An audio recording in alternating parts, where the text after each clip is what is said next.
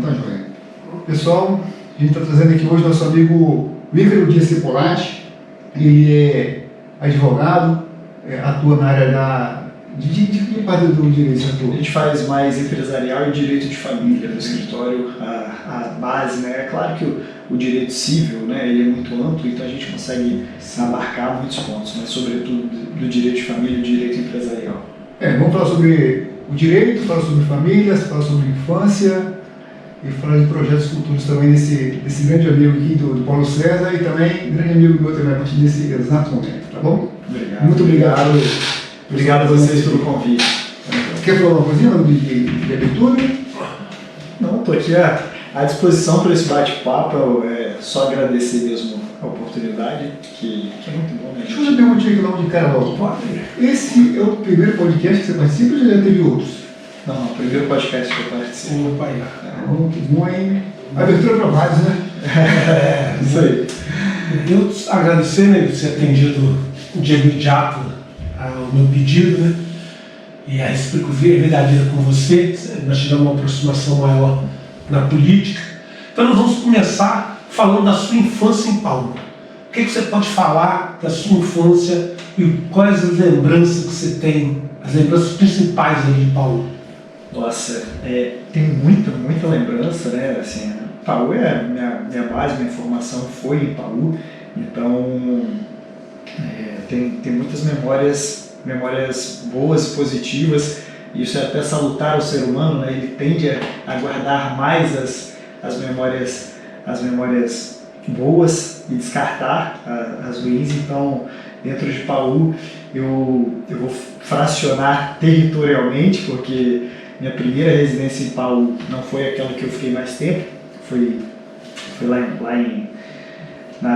embaixo, onde era Beco da Araponga, né? Mas hoje acho que é Rua Oxóssi, se não me engano, e tenho grandes amigos que frequentam essa rua até hoje, convivo com pessoas de lá que me acompanharam crescer naquele momento, e depois eu vim para a rua Frei Aniceto, né? Ali, Ruazinha Sem Saída, que na realidade quando eu comecei a morar lá, não era sem saída, mas depois conseguimos botar ela sem saída para melhorar ali para a criançada na rua, ali no morro ali por cima do Carlito ali, né? Então, e as lembranças de infância são as melhores, né? Soltar pedra, subir lá na placa da Philips, soltar pipa na pedra, então bolinha de gude, jogar travinha, no terreno irregular, né? Uma rua não calçada, mas assim... Era ladeira às vezes, né? Até ladeira, não, pior. Tinha situação da gente jogar em L, né, a rua, então de um gol a gente não viu o outro. Então assim... Aqui tinha que fazer aquela curva, né? Do chute com ele. Só nessa época para inventar. Cada essas coisas ali. Então, em cada canto de Paú ali tem uma história, né? Assim, quando era muito, a gente descia para a pracinha para jogar na quadra, né? E ali a gente podia se alimentar também com manga verde e água. E aquela história assim, que toda vez que você está em casa, você está lá ou na beira da praia lá, para de dar aquele pensamento, uma história que você nunca esquece de Paú, aquela história que sempre vem na sua memória. Tem alguma? A questão é justamente essa, tenho várias, a gente estava brincando aqui, né? Você estava falando da questão de time de futebol, né? De um Flamengo campeão, o gol do Pet inesquecível, eu me recordo muito bem da rua, tinha uma galera boa ali, um machucado, a cicatriz que eu tenho aqui, que eu caí, eu estava no ápice ali, brincando de pique ajuda, era o último a ser pego, caí, foi a única cicatriz que eu tenho, que é justamente ocasionada na minha rua, abri, sangue para tudo que é lado, minha casa lotou de gente, a vizinhança toda querendo saber o que aconteceu comigo. Que ano isso aí, Leonardo? Isso, eu acredito... 2001, né? Porque o gol do Pet foi 2001. Não, mas o machucado não foi na mesma data, mas foram fatos muito bem simultâneos. Eu perdi minha mãe também em Paú, né? Eu perdi minha mãe aos 9 anos de idade. Minha mãe já era falecida, né, na ocasião, e então eu devia ter ali algo em torno de 11 anos de idade, alguma coisa assim, provavelmente nesse período. E ainda tinha aquele negócio da sua época, eu sou um pouco mais velho que você, na sua época de entrava na casa do vizinho, aquele vizinho que aquele ali é o Ícaro, ficava de olho, que tinha aquela liberdade. Na minha época nós chegávamos ali na casa de um vizinho, comia uma coisa, tomava um café na casa do outro, bebia água do outro, ia pegar chico-chico na casa do outro. Na sua época ainda tinha isso? Demais. Eu já almoçava na casa da Dona Helena, né? Da Marta, do Alá, dos vizinhos ali, da Lene, mãe do Rodrigo e do Rafael. Então, a gente chegava, parava, comia, ia, pedia, tava numa rua era demais, pedia, alguém parava para beber água em casa, já saía com duas garrafas de água para todo mundo beber água. Então esse senso de comunidade era muito forte. Eu acho que dois motivos me levam a crer que não é por saudosismo ou bairrismo, não, mas eu acho que ali na rua isso era muito forte por dois motivos. Porque, primeiramente, porque eram pessoas que já estavam ali há muitos anos, né? Estavam ali há décadas. Então, e o segundo motivo por uma restrição geográfica mesmo, né? A gente está falando de um pedaço de morro muito pequeno. A gente está falando de um pedaço de morro que no total, né, tinham 2,5 quarteirões, 3 quarteirões. Então você traz esse senso de comunidade de uma rua para sair e uma rua para entrar. Eu acho que você traz isso, um senso de comunidade muito forte. Deixa eu me localizar geograficamente. Seria que parte de Paulo? Perto do Graciano? Não. Perto da feira? Subindo da Cipolate subindo da Cipolate. Isso, no Clube Atlântico, Cipolate, Clube Atlântico, primeira direita. Depois aí subia ali, descia a primeira esquerda, cara, exato. O cara jogar bola tem que ir na craque, né? Não, mas tem uma rua lá em cima, na esquerda. Tem as duas. A rua da casa do Cléber. Né? A primeira, a primeira que já é freio aniceto, né? Ela é uma descida. A do meio, que é, salvo engano, Joaquim Baiense, ela é côncava, e a terceira lá de cima, dos Tomazini lá, a Tomazini era mais apropriada. Ela é um pouco mais reta, Mas ali, é claro, né, a gente, como toda situação, a gente tinha nossos conflitos, briga com os amigos, porrada na rua, e depois você fazia as pazes. E aquele negócio de rua contra rua, você chegou a pegar, você não pode vir na minha rua, no meu bairro? Tinha demais, eu não era peça fácil também não, eu não era peça, já briguei muito ali, já briguei na rua, já saí na porrada várias vezes, graças a Deus com muitos que hoje são até meus amigos, na pracinha, mas eu acho que isso daí faz parte do... Você acabou de fazer um resumo aí de que a convivência entre família, vizinhos e amigos era algo assim espetacular, maravilhoso, né? Que vai ficar na memória pro resto da vida, memórias que... Né? Sem dúvida. Que talvez... Existe um ditado, né, que fala que um filho não é criado pelos pais, mas sim pela aldeia. Só me engano, é um provérbio de africano, né? Não sei exatamente de tribo ou país específico, mas esse senso de comunidade que ajuda a criar o cidadão. Então, meus vizinhos à época, eles tinham total liberdade para me corrigir. Aquelas pessoas que o meu pai tinha confiança, eu sabia quem eram as pessoas que meu pai tinha confiança, aquelas pessoas que eu podia entrar dentro da casa dela para almoçar, que eu sabia que eram pessoas que me queriam bem, elas tinham liberdade para me corrigir o Ícaro. Porque meu pai daria liberdade, meu pai italianão, bravo, grandão, olho claro, bigode grosso, que o homem era bruto. Eu falei, às vezes era até melhor os outros me corrigir mesmo, se deixasse pro homem, o pau ia quebrar. Então essa coletividade, essa comunidade ali formada, né, de pessoas que sem dúvida nenhuma participaram efetivamente da minha criação, né? Sobretudo pelo fato de meu pai, até os 9 anos de idade, com minha mãe presente, mas após os 9 anos de idade, tendo meu pai tendo que trabalhar e eu sozinho o dia inteiro, né, na rua. Mas isso que era gostoso naquela época. Hoje a gente não tem mais isso, né? E quando você volta lá para Paulo, aí você observa, né, o que mudou daquela época para hoje?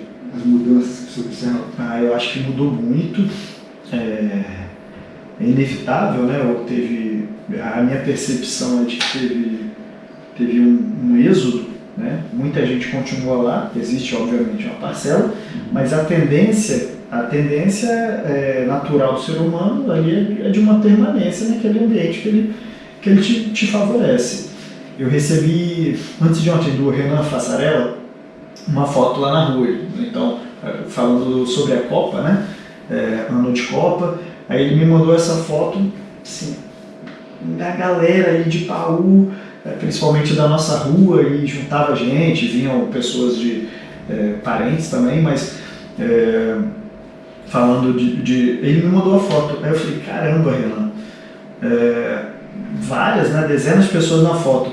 Eu acho que de quem continua a morar lá na rua ou nas ruas adjacentes, só tem a mãe dele, a Renata Fassarella, e o Ronaldo, lá. Eu falei, caramba, olha só, todo mundo saiu. Então, o Ronaldo está lá, a mãe dele estava na foto, mas a dona Marta está lá. Então, assim, quando eu vou lá, eu encontro, me sinto em casa, mas se a gente parar friamente, eu acho que muito por saudosismo, eu me sinto em casa, me sinto confortável, as pessoas sabem que eu sou, que me tratam super bem, mas quando a gente para analisar, muita gente já não está ali,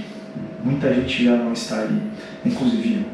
Mas eu acho assim, interessante que em um curso faz tempo, né? Oi? Um curso faz tempo. Tudo acontece, né? Porque outro ditado também que diz o seguinte, né? Se você foi feliz em um certo local, não volta para ele, porque você não vai encontrar nada que você viu lá do passado. Os amigos, né? A sua infância. Ou até um trabalho também, né? Não volta para o lugar não, porque você não vai encontrar em 10 anos ninguém daquela época lá. Assim, a nossa orla é algo espetacular, maravilhoso, e era algo inevitável não acontecer uma migração em massa para a orla. A gente está falando aqui, posso ter colocado, mas a gente está falando de 3 bairros com algo em torno de 100 ou mais de 100 mil pessoas. Então, assim, se esses 3 bairros, Pereira da Costa, Itapuã e Itaparica, fossem cidades, estaria facilmente no top 10 do Espírito Santo.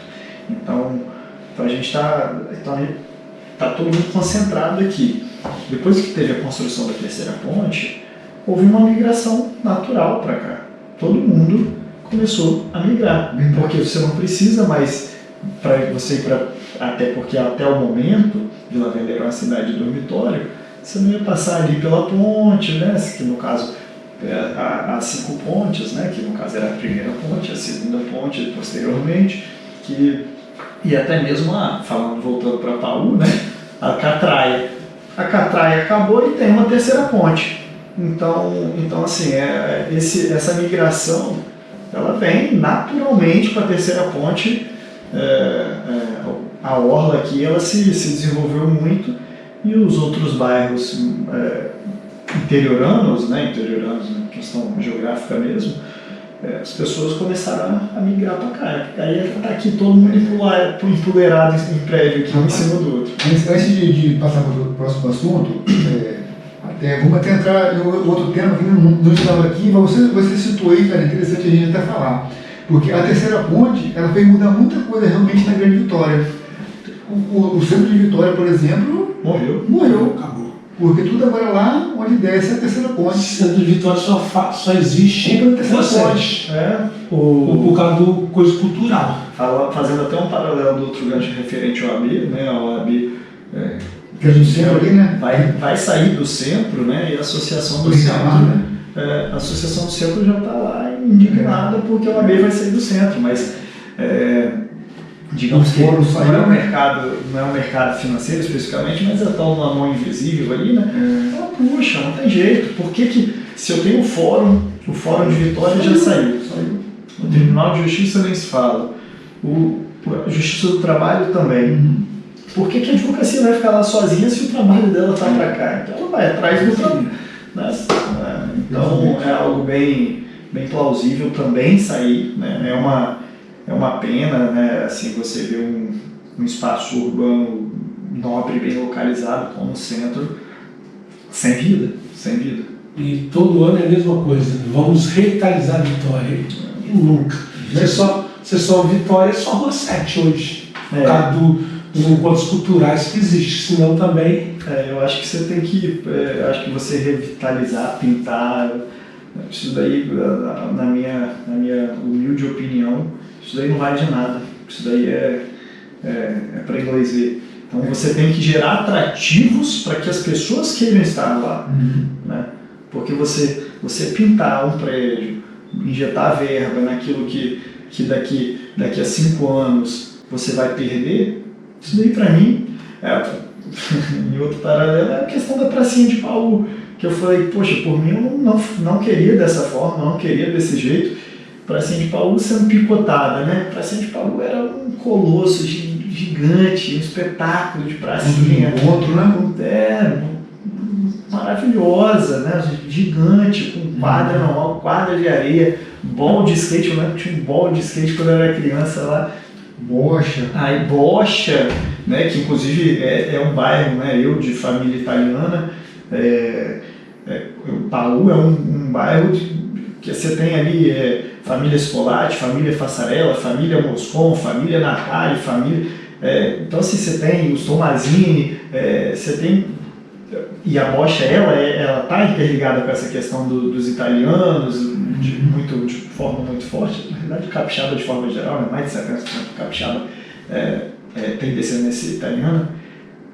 Então você tem identidades daquela pracinha em espaço cultural e de lazer que foi sendo picotada. Eles cortaram uma vez, cortaram outra vez, aí agora na reforma, acho louvável, acho que tem que reformar. Não é que eu não queira que reforme, tem que reformar.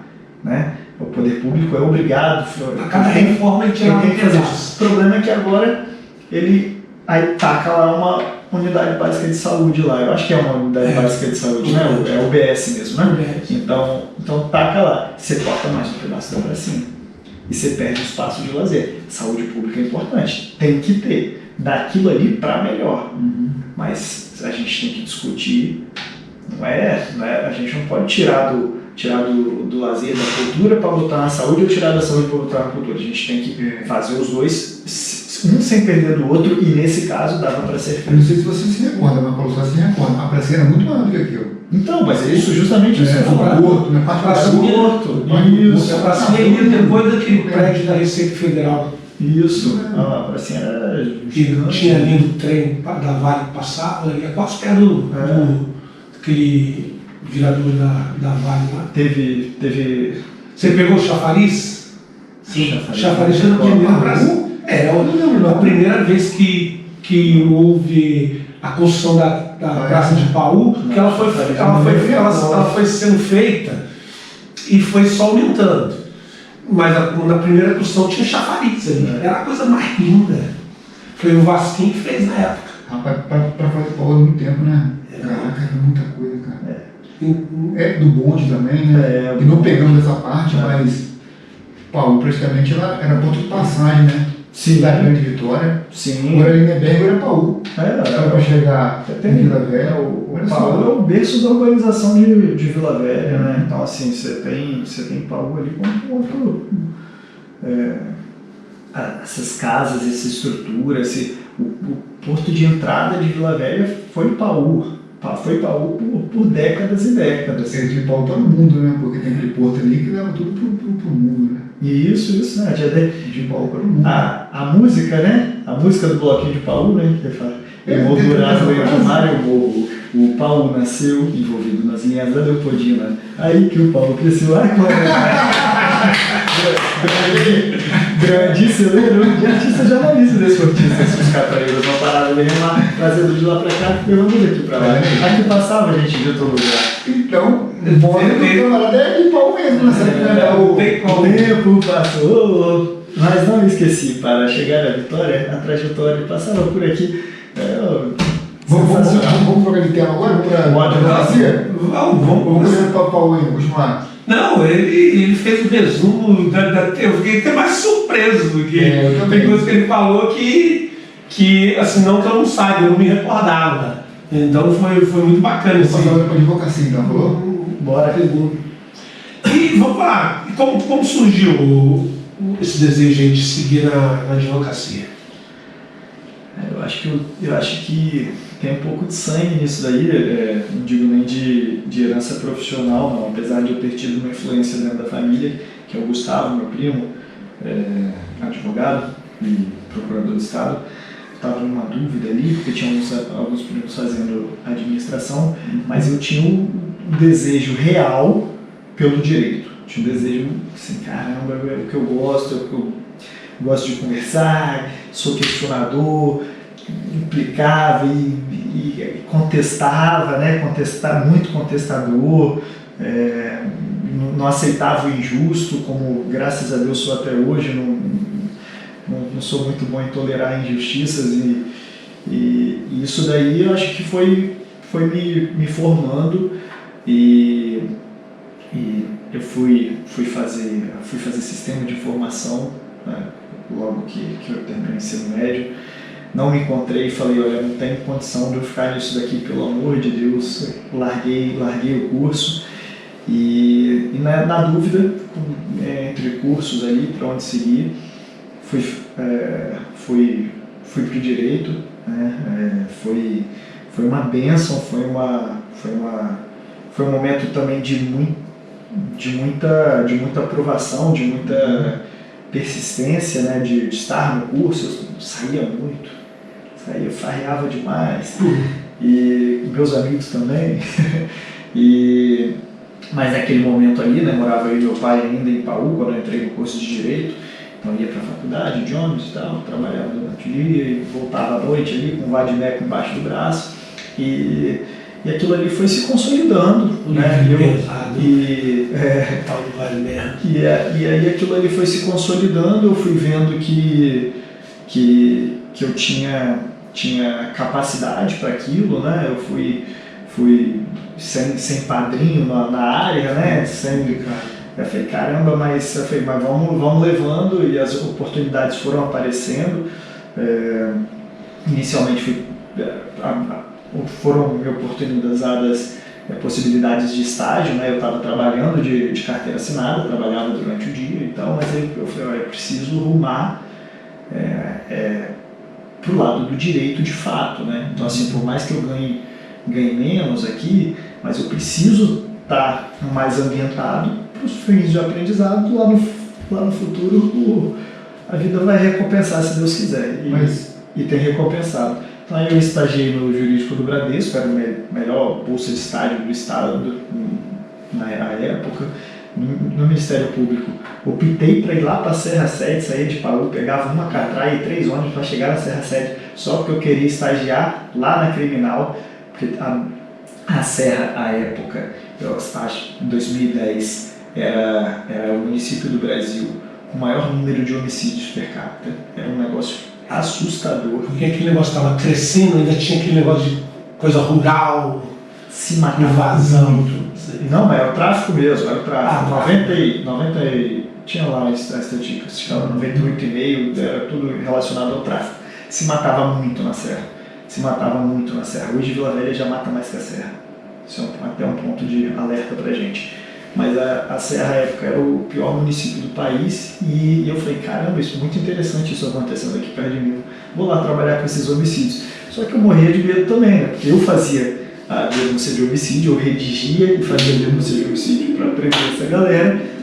Só que eu tinha que voltar de ônibus. Às vezes tinha um camarada desse do meu lado. Então, e aí eu consegui passar na OAB antes de me formar, né? Até onde tinha formação, minha pontuação ali em primeira fase de ordem foi a maior pontuação lá da faculdade, então assim, eu consegui galgando posições, e aí em razão disso me convidaram para um escritório de médio e grande porte já para começar a advogar, e minha carteira de trabalho está assinada como advogado antes mesmo de eu receber. Olha a ilegalidade aí. Antes mesmo de eu pegar minha carteira da ordem na mão. E dali para lá vim, né, depois abri meu escritório e seguimos aí profissionalmente. Mas eu acho que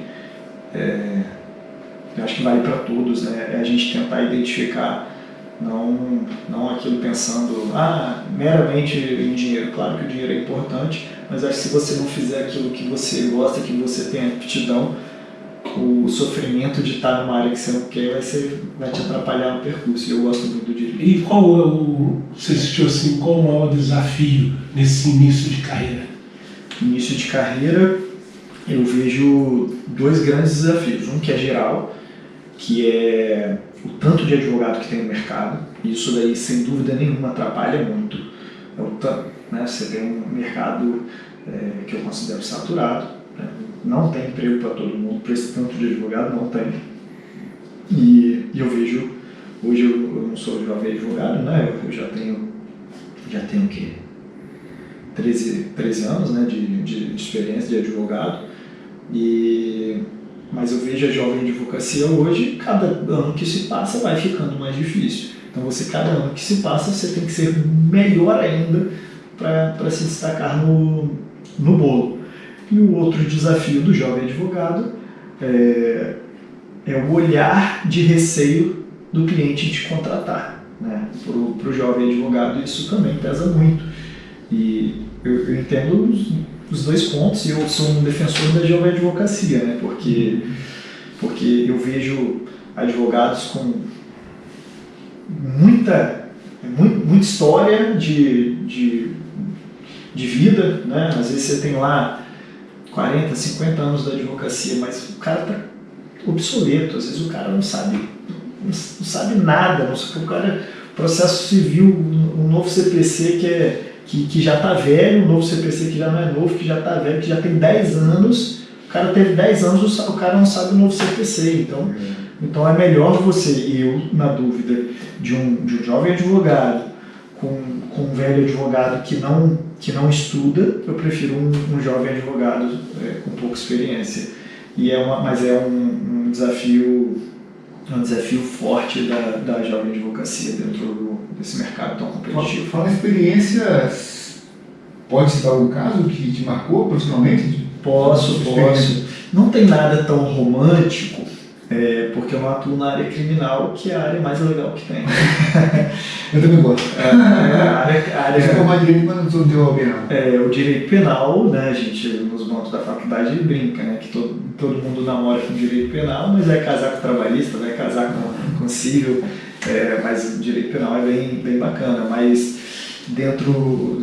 tivemos algumas experiências bem bacanas. Por exemplo, eu consegui uma decisão inédita no país. À época eu advogava, posso falar tranquilamente para não correr sobre o segredo de justiça, advogava para a EDP, e um hospital público aqui do estado já tinha uma dívida de milhões de energia sem pagar e nunca conseguiu se ter um corte de energia de um hospital, que é claro que a gente tem até o cuidado no nosso pedido para não cortar tudo e deixar a gente morrer lá dentro, mas a gente conseguiu fracionar ali um relógio específico e conseguimos cortar, e eram os diretores, pessoal muito malandro, e fingia que ia pagar e não pagava, fazia um acordo e não pagava, isso, aquilo, outro. A gente foi levando com o tempo, fomos mostrando ao juízo, né, uma juíza especificamente, e conseguimos, eu particularmente, né, que redigi essa petição e despachei com essa juíza, consegui a primeira decisão do juiz, do corte de juiz de um hospital no Brasil. Então fiquei principalmente de público, né? Então fiquei bem contente com de ter uma sentença inédita nessa. Também, até que me conste, pelo menos os juízes aqui de Vila Velha passaram também, uma questão de pensão alimentícia. O cara na Itália sabia que não ia pagar a pensão para a mulher daqui de Vila Velha. Esse eu não posso citar nome de nada, né? Porque esse sim envolve menor e segredo de justiça, mas posso contar o caso. E ele muito confortável de que não ia pagar a pensão, porque eu ia pisar no Brasil de novo. E minha cliente sem dinheiro para poder fazer uma carta rogatória, eu consegui fazer uma citação por WhatsApp, isso já tem uns anos, e foi a primeira também aqui no Espírito Santo, né? No Brasil já tinha, principalmente se falando de trabalhista, mas aqui no Espírito Santo foi a primeira citação por WhatsApp, foi também uma petição nossa, né? Eu e meu sócio, Renan Mogas, e a gente conseguiu e conseguiu citar ele. E a partir da sua, então, o WhatsApp foi aceito pelo STF? Oi? Foi a partir da sua, então? Não, com certeza não, com certeza não. Na realidade, no âmbito trabalhista, a gente já tinha precedentes, já tinha um histórico no trabalhista. Mas aquilo, né, se a gente está buscando a justiça, o correto, e você vê ali alguém tentando realmente se esquivar da citação, o direito ele vai amadurecendo, né? Ele vai se adequando com o tempo. E é claro, né, teve o aceite, eu fui até a sala do oficial de justiça orientar ele como fazer. Então isso é bem bacana, também muita colaboração dos juízes e do oficial que teve humildade em às vezes você fala, pô, você vai vir aqui falar, porque ensinei ele, gravar telas, fazer essas coisas para poder. E aí o rapaz lá, ele mandou a documentação, deu como aceite, mas depois se arrependeu, mas era. Como começa esse respeito, o advogado ser respeitado na profissão e houve evolução da advocacia no geral de uns tempos para cá? Como direito de forma geral, tudo é muito mutável. O respeito à imigração, eu acho que não cai do céu, né? Acho que tem, é o que eu estava falando, tem advogado de longa data que ele encerra a carreira, ou ele abandona a profissão, ou ele continua, mas sem ser relevante ou sem ser respeitado, que são coisas distintas. Eu acho que o respeito, você o obtém de várias formas, né? Primeiramente pela postura técnica, né? Pela capacidade técnica, pelo que você conhece, pelo que você estudou, aquilo que você consegue sustentar, por uma sustentação oral que você faz no Tribunal de Justiça, por uma audiência, por aquelas perguntas bem fundamentadas para pegar a outra parte e ganhar o processo. E isso a gente o outro advogado começa a te respeitar, ele vê que você estudou o processo, ele vê que você é inteligente, ele vê que você está preparado, e isso as pessoas conversam inevitavelmente, e o seu nome vai se propagando e vai construindo com o tempo, não é do hoje para amanhã. Eu tive a oportunidade de presidir comissões dentro da OAB do Espírito Santo, né, fui presidente da Comissão de Organização Judiciária, de Processo Civil, aí assim migrada, fiquei como presidente da Comissão de Organização Judiciária, bati bastante no Tribunal de Justiça ali, criticando, porque nós temos o pior Tribunal de Justiça do país, e eu, como OAB, né, um órgão de classe sui generis, né, a gente não é subordinado a ninguém, né, diferente de todos os outros órgãos de classe ou todas as outras autarquias, que existe subordinação, a OAB não está subordinada a ninguém. Então a gente bate diferente mesmo, e às vezes eu me queixo porque tem gente que não bate, ou porque tem gente que bota viés político, e aqui eu não estou fazendo juízo de valor nem de um lado nem de outro. Eu acho que a ordem ela é existente para proteger a sua classe, e a sociedade também, conforme já prevê. Mas a gente tem que, sobretudo, proteger a classe e a sociedade. Dentro disso que você está falando, qual a importância então, da OAB para a advocacia e para a sociedade? Qual a importância dela? O advogado, eu acho que é o ser mais chato que tem. E isso é maravilhoso, eu falo, né? Minha esposa é médica, ela paga o CRMzinho dela lá, e CRMzinho não, CRM dela, e ela é uma exímia médica, hematologista, super preparada, também já tem grande credibilidade na área dela, mas dentro da advocacia, eu puxei esse gancho, ela não vê, não sei se tem, mas ela não vê nenhum benefício do conselho, do CRM, não vê na prática. Né? O advogado hoje, já de alguns anos, o advogado tem psicólogo, o advogado tem nutricionista, o advogado tem plano da OAB para levar de um fórum para outro, o advogado tem aula de futebol de graça, aula de futebol de graça, aula de vôlei de graça, aula de natação na praia de graça, aula de natação na piscina de graça não, né? Tudo pago com a nossa anuidade. Eu não conheço nenhum órgão de classe que chegue perto do que a OAB faz. Então, e não estou falando de gestão dessa, daquela, somado a todas essas gestões, a gente sempre esteve muito bem estruturado. E isso se deve ao fato do advogado ser chato. O advogado ele cobra. O advogado ele quer saber para onde está indo o dinheiro dele. O advogado ele é questionador por essência. Então isso traz os benefícios de volta para a advocacia. Né? A gente tem ali o nosso órgão estrutural separado entre OAB, né? OAB Espírito Santo, e CAIS, que é a Caixa de Assistência aos Advogados. A CAIS, ela tenta promover o bem-estar, né, de forma mais resumida, o foco dela é nessa promoção do bem-estar. Então, a questão do esporte, a gente eu já ajudei por anos a organizar o campeonato, tem outros nomes que me antecederam e me sucederam também e que tiveram contribuições maiores que a minha, mas ajudei por diversos anos, por 10 anos, a fazer o campeonato estadual de futebol da OAB. A gente fazia campeonato com 400 advogados jogando bola. Então, assim, é algo magnífico e denota uma organização da classe, né? Não vejo isso em outras classes. E eu sou um defensor assíduo da advocacia, de forma geral, né? É algo muito louvável o que a nossa classe consegue se fazer. E a visão, assim, vamos fugir um pouquinho, a visão da ordem dos advogados em relação a tantos escândalos envolvendo advogados com organização criminosa, de todas as formas. Isso daí, a minha percepção é que existe uma variação um pouco de comportamento, mas também a gente tem como premissa básica do direito, né, que é aquilo que até que você prove o contrário, você é inocente, você tem que conceder a ampla defesa e o contraditório.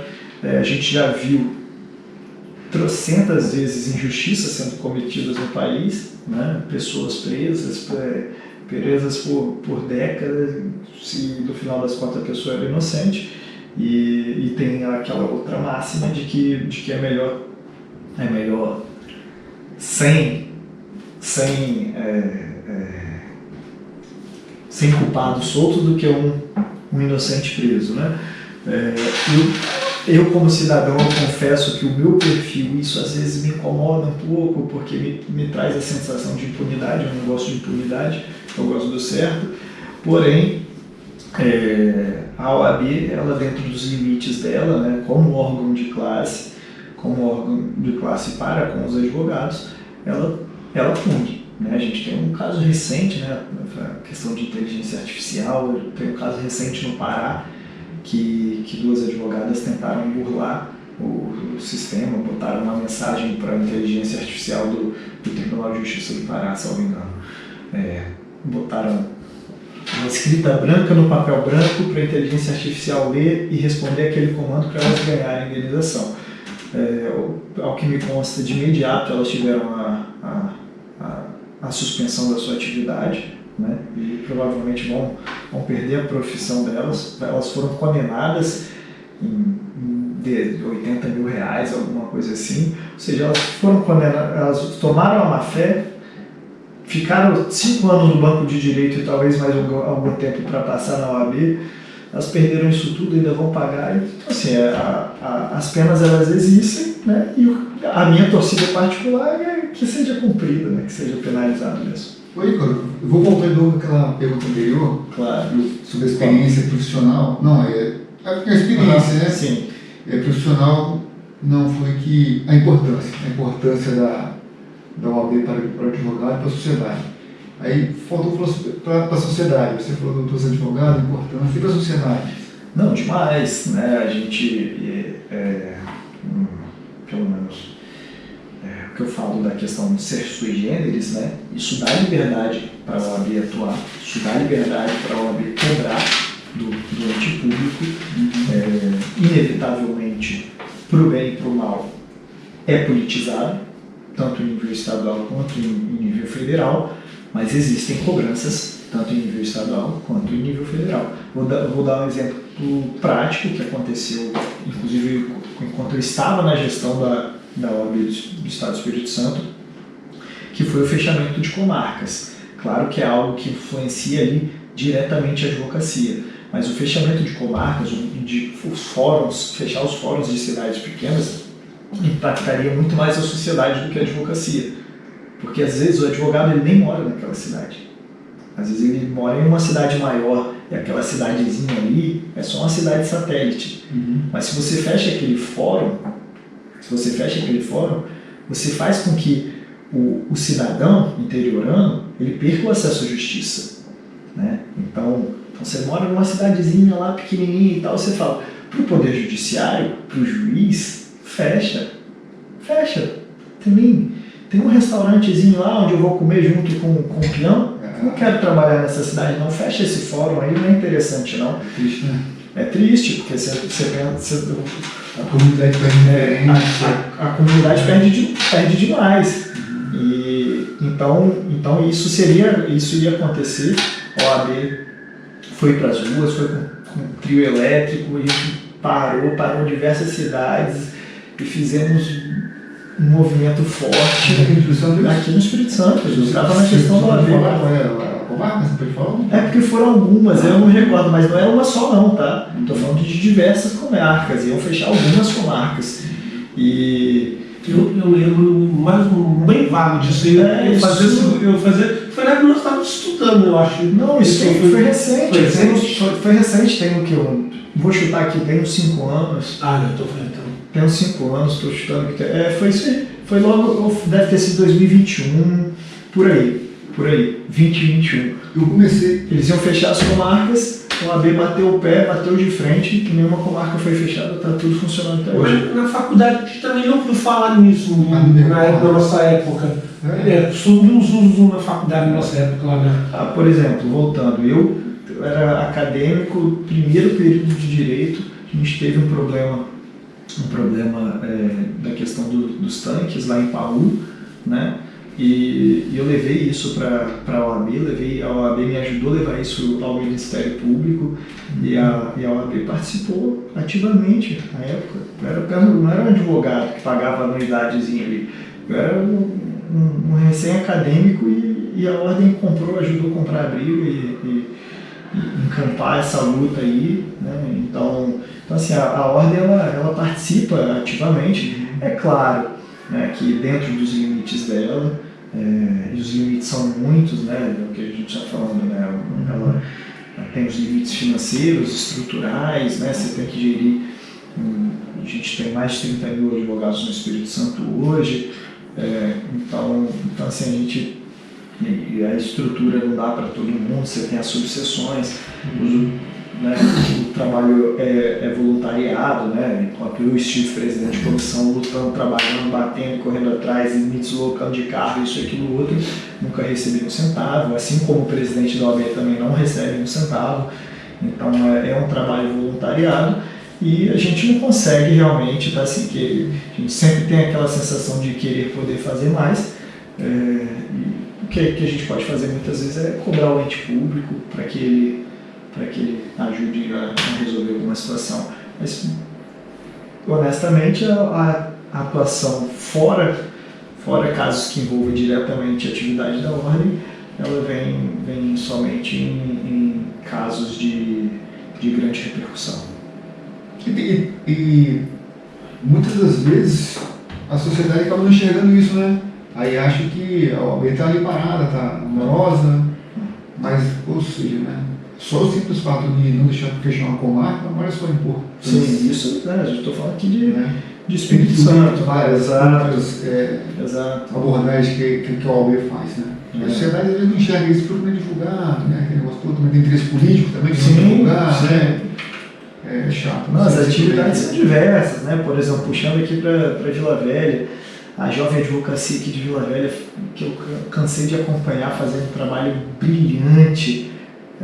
À época, a presidência de um amigo meu, que era Dudu, e assim, a gente fazia trabalhos muito, muito bacana para criança carente, para pessoas em situação de vulnerabilidade social, e trabalhos diversos, todos esses trabalhos voluntariados, né, e mais do que voluntariados, a gente pagando para trabalhar, a gente tirando do bolso para fazer acontecer esses trabalhos. Então, entendo também a sociedade não conseguir enxergar, porque é difícil aquilo que a gente não acompanha, né? Mas também a sociedade ela é direcionada só para acompanhar só um segmento só também.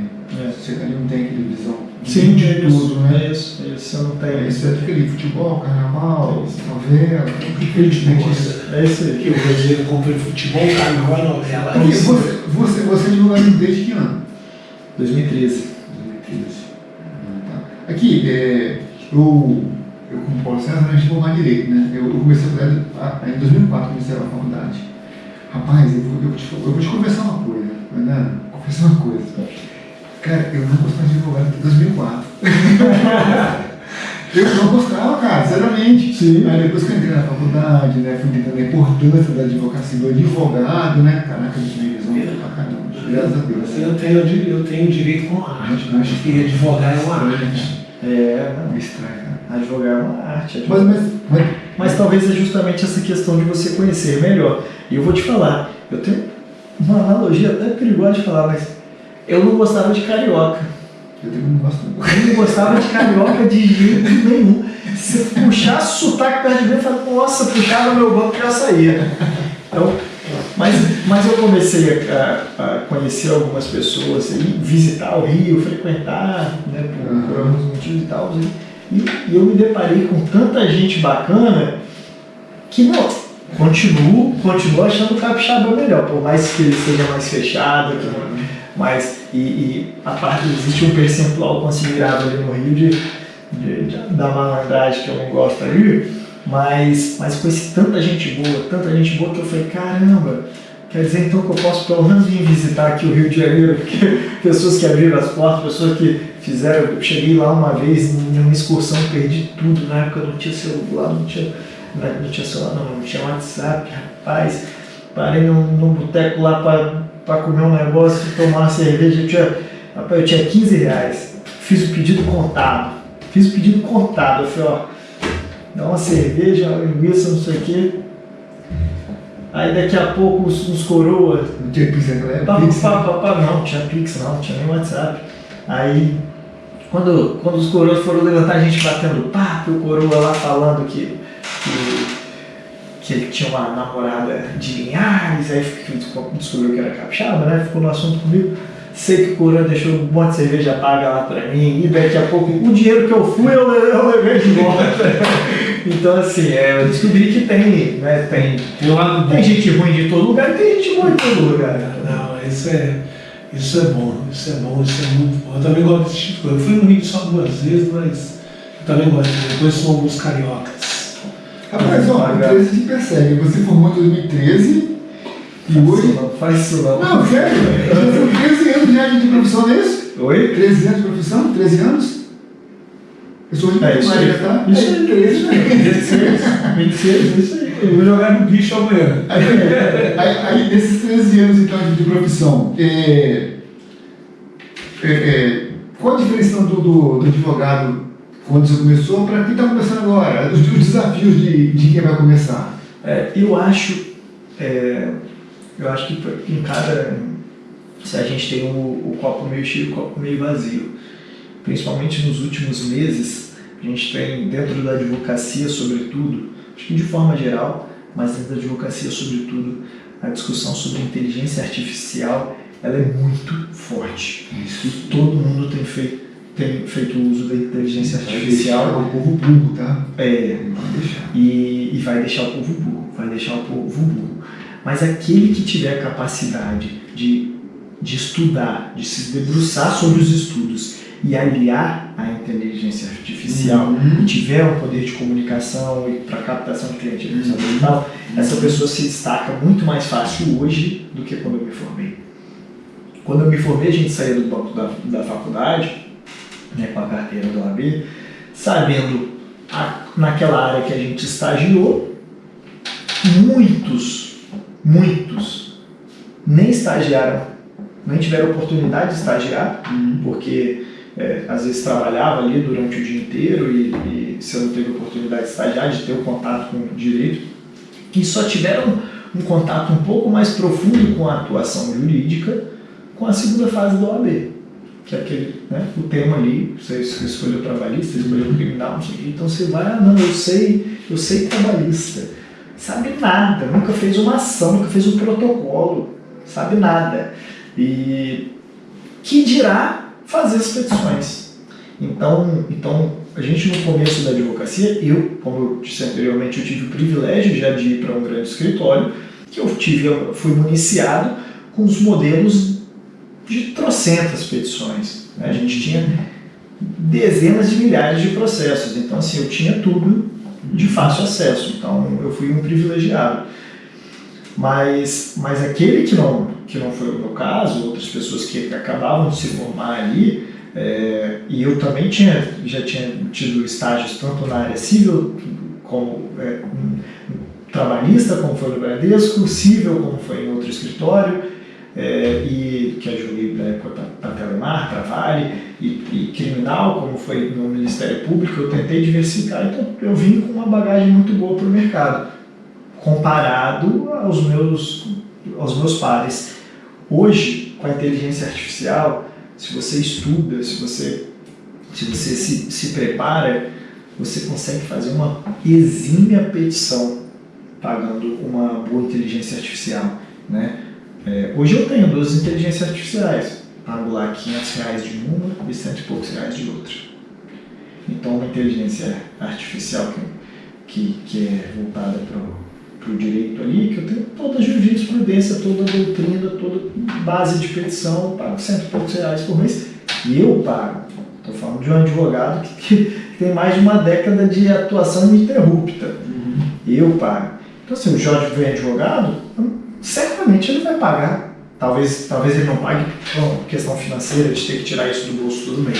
Mas ele vai ter acesso, pelo menos os R$100 e poucos, pelo menos essa inteligência ele provavelmente E tem a gratuita também, né? Oi? E tem a gratuita. E tem as gratuitas também, né? E tem a pesquisa, você consegue ali adequar um pouco as situações. Mas hoje... Eu faço muita correção de português pela gratuita.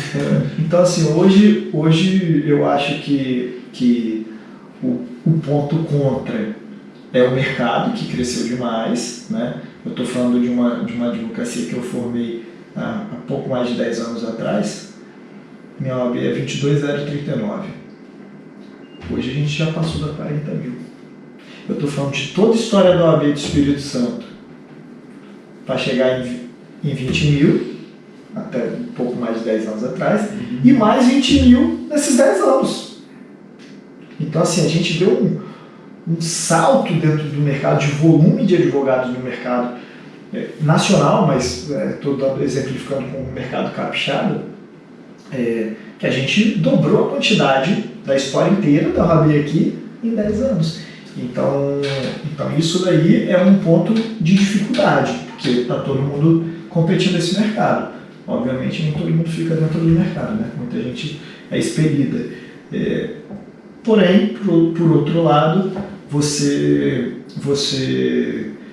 tem a inteligência artificial, né, as variadas, que podem ajudar bastante a jogar advocacia e de fato ajudam.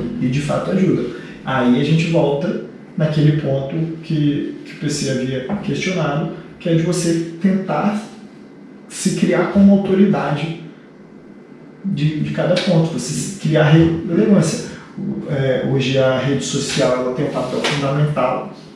Você tem que se expor, você tem que falar, você tem que botar a cara, a não ser que você seja um apadrinhado, seu pai tem lá no escritório, sua mãe tem lá no escritório, que você está herdando tudo aquilo. Mas fora isso, você tem que ser ativo dentro de uma OAB, você tem que botar sua cara ali no Instagram para falar por mínimo que sejam seus seguidores, né? Eu não sou nenhum famoso, mas eu boto ali a cara de vez em quando, falo, olha, alerto sobre um tema específico. Falo muito com a advocacia também, porque como eu gosto de lutar pelos meus também, então eu costumo falar muito com a advocacia, e não só visando captação de cliente, mas cobrando mesmo em prol da minha classe. Certo. Então, quer dizer, então, o João advogado ele tem dificuldade então, para poder ingressar hoje na... Muito, sem dúvida. Sem dúvida. Eu acredito que hoje mais o jovem faz direito mais para seguir uma carreira na segurança pública. Concurso público, né? Concurso público. Pode ser. Eu acredito que não igual na sua época, ou na época que nós formamos, por exemplo, na época que nós formamos, acho que era 2 milhões ou um pouco mais em todo o Brasil de formandos de advocacia. Na verdade, eu estava com interesse em fazer concurso público realmente, com direito, entendeu? Esse era o meu objetivo. Eu nunca tive... Tanto é que até hoje não fiz Eu nunca tive o interesse em concurso público, eu gosto mesmo de advogar, adoro advogar, mas falando assim, da estabilidade e do que paga perante o mercado particular, deveria ter feito. Mesmo Deveria ter feito concurso, porque concurso te dá uma estabilidade excepcional. Eu sou policial militar, né? Aposentei o ano passado. Eu falei para minha esposa fazer o concurso da PM lá, ela vai entrar agora na PM, e justamente eu falei, olha, vamos, né? A estabilidade é maravilhosa. E quando eu estava no curso de Direito, né, fazendo o curso de Direito, cara, me ajudou bastante o serviço de rua, entendeu? Porque eu entrei na polícia em 94 eu entrei na polícia. Aí o que acontece? Aí em 2004 que eu fui fazer a reciclagem, que é o quê? O curso de Direito. Ou seja, né, 20 anos fazendo assim, coisas na rua que eu achava que era certo, não está tudo errado. Aí o curso de Direito que me deu assim, muita coisa. Coisa simples, porque a sociedade acha que o policial sabe tudo. A sociedade acha isso, né? Pega informação. Aí, tipo assim, a gente atende muita ocorrência da esfera civil, né? A maioria das ocorrências que a gente atende é esfera civil. Sim. Então, aí, a partir do curso de Direito, eu comecei a entender e passar para as pessoas as informações corretas. Ó, essa é a questão civil, envolve a gente, a senhora tem que procurar um advogado, a senhora tem 6 meses para entrar com essa ação. Sim. Coisa simples, né? E até atendimento de ocorrência também envolvendo criminoso, né? Me ajudou bastante a desenvolver o meu papel na rua, de não me enrolar, inclusive, né? Não me enrolar. Foi assim, tipo assim, foi a luz na minha vida, né? E é por isso que eu não gostava de advogado. Mas a gente deu um quadro na cara, mudei tudo, graças a Deus. Virou outra pessoa. Não, é bom. Conhecimento, eu comecei, depois que eu me formei, eu comecei a dar mais vazão ao conhecimento. O direito ele me abriu. É que eu estudei mais eu queria ser policial civil, né? Mas o direito, em termos de conhecimento, abriu minha mente para muita coisa. Porque eu era um replicador de informação. O cara me falava uma coisa, eu passava. Hoje não. Hoje a pessoa fala uma coisa, eu vejo uma reportagem na internet, um cara falando na internet, eu vou lá procurar saber se Porque o que é verdade, o que é mentira, antes de falar. Entendeu? Isso ajuda bastante. Oi, Ícaro, a gente já esgotou dois assuntos. A gente esgotou o PAU e esgotou a advocacia. Mesmo assim, quer falar alguma coisa sobre PAU e advocacia? Mais uma coisa? Queria falar? Talvez traçar um paralelo entre os dois, né? Que assim, não é que a advocacia seja culpada, né? Mas assim, através eu sou muito grato a essas duas coisas que você falou. PAU, eu sou muito grato, a advocacia, eu sou muito grato. Mas em dado momento da minha vida ali, se não fosse pegar mesmo pelo cabresto e eu me tocar, de falar, olha só, Ícaro, se você não mudar seu comportamento, se você não mudar seu meio de convívio, se você não mudar seus atos, suas escolhas, você vai ficar para trás, porque eu não sou herdeiro de nada, né? Meu pai não me deixou patrimônios financeiros, mas me deixou o principal, que é o legado, né? Porque eu também já perdi meu pai, então assim, me deixou o legado de uma boa educação, de caráter, isso daí ele deixou muito bem, né? E eu acho que é o que a gente melhor pode deixar, e é a mesma coisa que eu tento construir. É claro que eu também tento construir um patrimônio financeiro, eu tento trabalhar para dar o melhor para minha família, e foi justamente por isso que eu falei, olha, eu tenho que tomar um rumo aqui, porque você pode ter um caráter ilibado, morrer de fome, né? Mas não era isso que eu queria. Foi o que eu falei, não, eu quero construir uma família, ter condições um pouco mais dívidas, e foi através do direito que eu pude obter isso, né? Senão eu não sei o que seria de mim.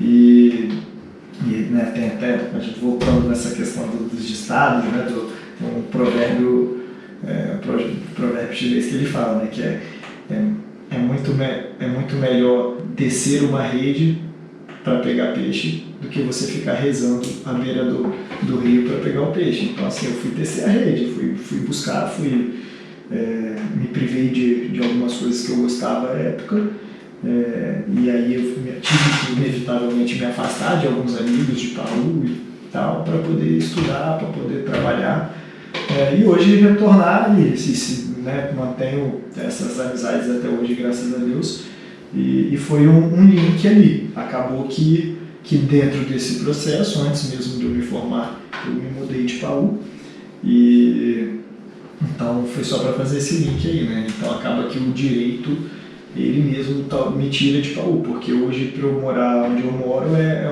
onde um custo de vida mais caro, e que se não fosse o direito, talvez eu ainda estivesse em PAU. Então, que pese sejam duas coisas que eu gosto e tenho carinho e apreço, existe essa correlação antagônica.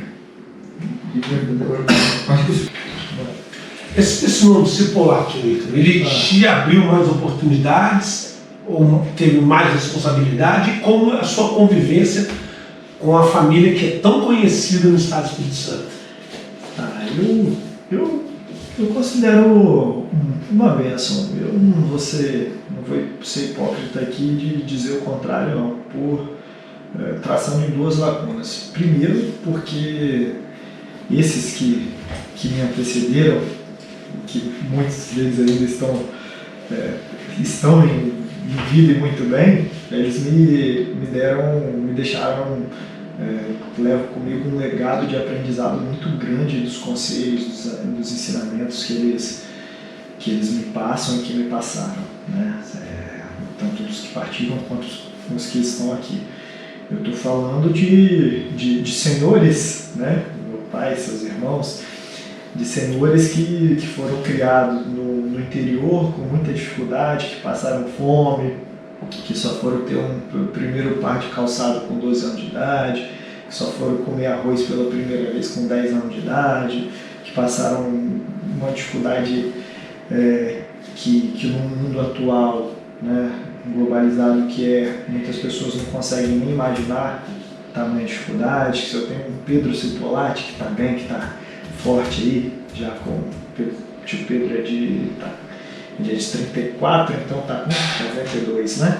92 anos, forte, nada, e que ele saiu lá de Santa Teresa porque não tinha nem um terreno, a gente não tinha nada, e descia andando, né, com serviço de mascate, vendendo coisa de casa em casa para poder descer até aqui, de Santa Teresa para cá e para tentar dar um futuro melhor para a família, né?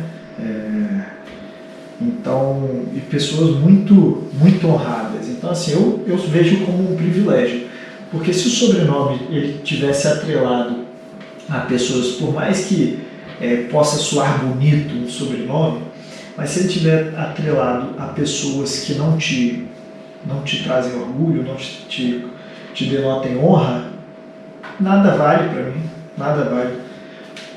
Do aspecto financeiro eu até ignoro, né? Mas ainda que se tivesse aspecto financeiro, como eu disse, eu não sou herdeiro de patrimônio nenhum financeiro.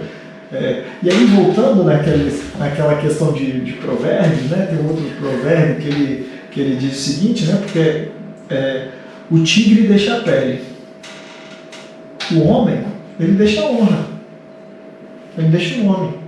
Legado material vai de quê?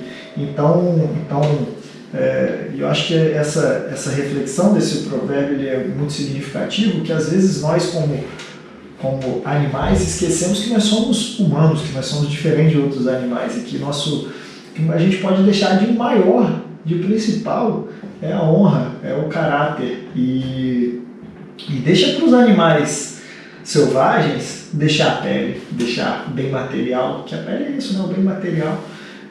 Então esses que eu falo com orgulho, né? O meu pai, Adilino Spolatti, Pedro Spolatti, Aristide Spolatti, Valentim Spolatti, sobretudo esses, mas também Basílio Spolatti. Da minha família, da minha outra família também tenho excelentes exemplos de pessoas que me conduziram muito bem, sobretudo minha tia Lídia, família Dias, mas essas pessoas todas, eles me deram muito ensinamento daquilo que é correto. E desde cedo existe uma cobrança para ser correto. Tem o meu tio Valentim, né, que é pediatra, ele falou uma vez comigo, eu era novo ainda, ele falou: Ícaro, você imagina você pegar um travesseiro. Você pega um travesseiro, cheio de pena dentro desse travesseiro, cheio de pena. Você corta, você vem aqui do andar daquele prédio mais alto ali e joga. Tem 1000 penas. E aí depois você recolhe e faz o travesseiro de novo. Você não vai conseguir. Então a gente não pode nem parecer que está errado. O certo é o certo e não corre nem perto do errado, não. Porque depois, às vezes, você não dá tempo nem de resgatar. Então, eu tive bons ensinamentos para eu rumar nisso, de um dia deixar a minha honra, de deixar o meu caráter, de ter a tranquilidade de falar, pô, você vai poder falar muita coisa de mim, pode falar, pô, Ícaro, pode falar mal de outros quesitos, pode falar que eu sou narigudo, pode falar que não sei o que, pode falar um monte de coisa de mim. Mas você não vai poder falar da minha honra, do meu caráter, porque graças a Deus isso eu protejo muito bem. Se eu não protegesse, talvez eu estava rico, talvez não sei o quê, talvez sei lá. Mas eu faço a opção da honra e do caráter, sobretudo por conta dessas pessoas que muito bem me educaram e nesse sentido eu carrego comigo esses ensinamentos e eles foram fundamentais nisso, né? Claro, até que eu acho que acredito piamente que a maioria da população é de pessoas corretas, honradas mas eu falando dessa questão do sobrenome, existe sim essa responsabilidade, sobretudo porque a gente está falando de uma família que é uma família conhecida, um sobrenome conhecido, até mesmo pela questão comercial, né, que o nome foi, como é o nome de uma loja, é do desejo que se conheça o nome, para você conhecer a loja, mas a gente tem hoje o Rafael lá com a engenharia, o escritório de advocacia, médico, não sei o que. Então todo mundo quer que proteja esse nome. Porque se você mancha o nome, se um mancha o nome, você está prejudicando todo mundo. Você está prejudicando todo mundo. Um exemplo é o seguinte: não será o Ícaro, será o Spolatti. É isso aí. É exatamente isso. Eu também sempre tive essa preocupação em não manchar o nome que meu pai me deu. Não manchar não. E a gente está falando assim, de Porque Cipolatti, você fala, Cipolatti, conheceu o seu Cipolatti. É da família. Fez merda, não tem problema, é da família. Porque assim, a gente é uma família, claro que hoje já maior, tem um grupo bom em Santa Teresa, e o restante está aqui na Vila Velha e Vitória, mas é Santa Teresa, Vila Velha e Vitória. Nós somos todos parentes, são todos relativamente, inclusive, próximos. Aqui a gente faz a distinção aqui, né, falando de Grande Vitória, tirando o pessoal que ficou em Santa Teresa, mas a maioria, acredito que esteja aqui, a gente distingue entre Paú e Soteco, porque o meu avô, né, com meus tios, meu pai e meus tios vieram para Paú, na realidade, o primeiro nome, eles vieram para Paú, e o meu tio-avô, ele veio para Soteco, ele para Glória e tal. Então, o pessoal de Cipolatti da Glória de Soteco, o pessoal de Cipolatti de Paú, que era o meu avô e meu tio-avô. E o meu ramo da família, né, do meu avô, foi lá de Paú. E a gente foi se espalhando. Eu tive a honra de ver os dois lados. De conviver com os meninos, né, com o Anderson, o Cláudio, menos com o do meio, que é o Fábio. O Fábio, né? O Fábio foi mais da época da Atalaia, ele jogava muito pouco na Atalaia. Depois convivemos no veterano, mas. E por também eu frequentava a casa, jogava bola ali naquela quadra ali, ia assistir jogo do Vasco lá, porque o jogo em casa era preto e branco. Aí eu pegava lá, quando surgiu aquela televisão grandona, eles tinham um momento que eu sentei na porta, aí o portão estava meio aberto, eu posso entrar assistir o jogo do Vasco? Eles não, pode entrar. Aí eu sentei na porta assim, ali naquela perto da piscina. Aí, não, levanta, aí só xixi. Não, levanta, senta aqui. Eu, olhando aquela televisão enorme, eu falei, gente, como é uma televisão dessa? Então eu convivi um lado da loja, que minha família e eu, toda vez que eu vou comprar alguma coisa, eu compro na loja Cipolatti. Minha família também compra na loja Cipolatti. Então eu vivo dos dois lados, né? E era bacana, era massa. E tem uma história envolvendo o Cláudio, né? Eu tenho um amigo, né? Que os caras adoram o Cláudio. Que ele estava chegando no Graciano descalço, com aquela pastinha que a gente usava, que a gente esperava usar o arroz, né? Botava os cadernos ali dentro, ele chegando descalço no Graciano. Aí o Cláudio estava passando, o Cláudio viu, você está para onde? Esse é o Cláudio? Você está para onde? Estou indo para a escola. Aí descalço, ele não tem um calçado. Né? Aí o Cláudio tirou o tênis e deu para ele. Que ele não esquece dessa história nunca mais. Eu falei, hoje você vai contar essa história, o Cláudio está ali, ó. Você vai contar essa história ali. Não sei se ele lembra, né? Assim, a gente saía, né, assim, para ajudar.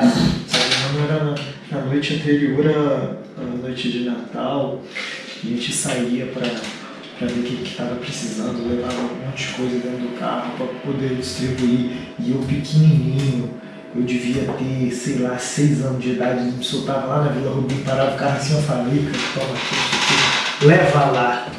Nossa, eu morria de medo, claro, eles estavam fiscalizando, olhando, pô, meio doido mesmo, né, mas então eu ia e tal. Então assim, os bons exemplos eu sempre tive dali, né, assim, se eu rumasse um caminho diferente do que a gente considera certo, era culpa exclusiva minha, né? E assim, de forma geral, eu costumo falar isso, né?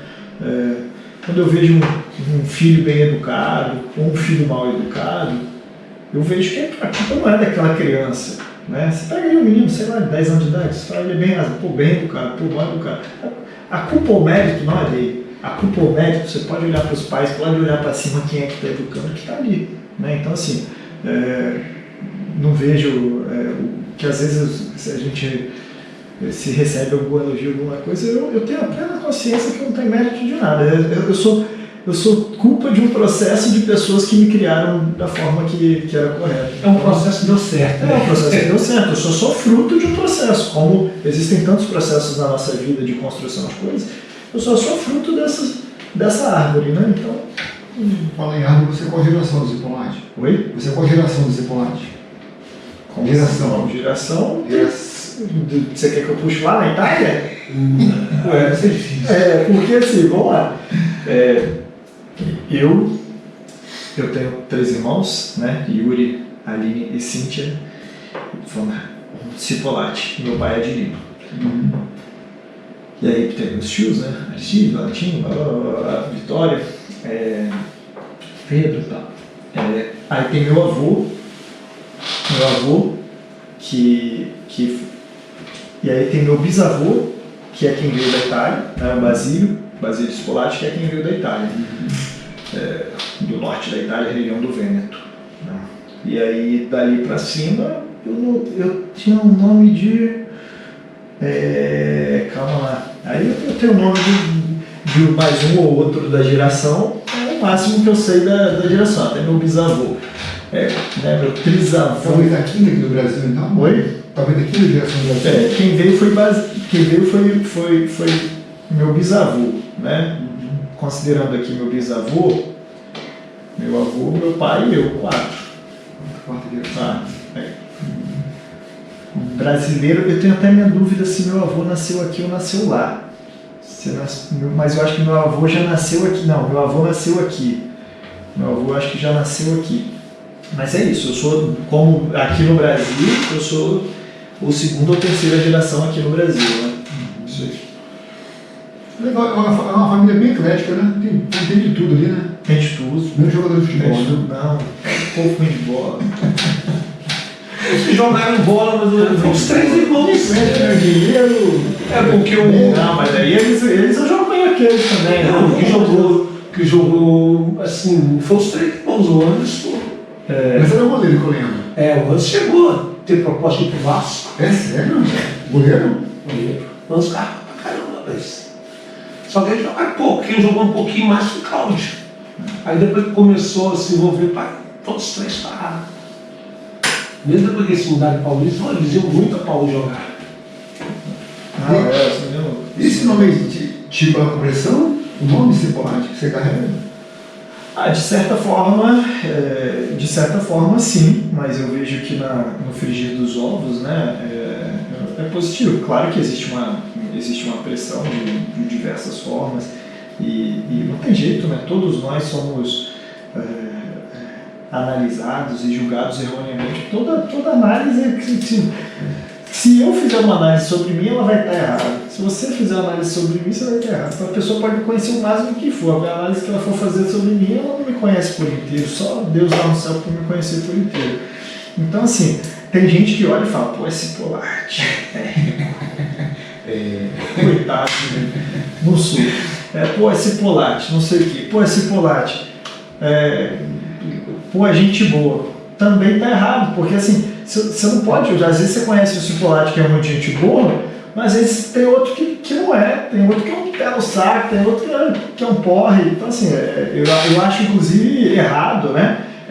Na média, pra mim tá ótimo, pode julgar pela minha família, amo minha família, acho que a média é maravilhosa, mas é um erro, né, julgar ou ser julgado pela sua família. Eu acho que cada um tem que construir sua história. Inevitavelmente o sobrenome ele pesa nessa questão da responsabilidade de forma geral, e de você né, tentar correr atrás e falar, caramba, eu tenho bons exemplos aqui, pô, eu tenho um tio que saiu do passar fome para ter mais de 40 lojas espalhadas, que já extrapolou até a fronteira do Espírito Santo, já está em outro estado, não sei o quê. Eu tenho um tio que não teve um caderno, que juntava papel de pão e passou em primeiro lugar em medicina na UFES, sem ter tido um professor de direito, né, sem ter tido base, sem ter vindo da roça e sem ter tido nem caderno para estudar e passar em primeiro lugar em medicina da UFES. Eu tenho exemplos desse nível dentro da minha família que me inspiram. Isso só pode ser ruim ao eu me comparar e falar, caramba, tem como bater esses caras, não. Como é que eu vou bater esses caras? Agora, de outra forma, é muito bom que eu me inspiro, que eu vejo que dá para você sair do muito pouco, porque eu acho que do nada ninguém sai, né? mas saí muito pouco para conseguir projetos exitosos. Então eu acho que na soma, né, existe uma responsabilidade, por exemplo, essa questão da responsabilidade com o nome. Eu já me perguntava isso quando eu era criança. Eu falei, caramba, será que é justo esses adultos me cobrarem isso? O que eu tenho a ver com isso? Se um escolheu isso para a vida dele, se o outro escolheu isso para a vida dele, se eles estão ganhando dinheiro que nem é meu e está me cobrando por conta de sobrenome, será que é justo isso? Ser cobrado da criança isso? A responsabilidade com isso? Não sei se é. Não sei se é justo. Mas hoje, eu falo, cara, isso foi sensacional, isso foi ótimo. Porque isso me moldou, isso me formou, isso eu trago como pontos positivos.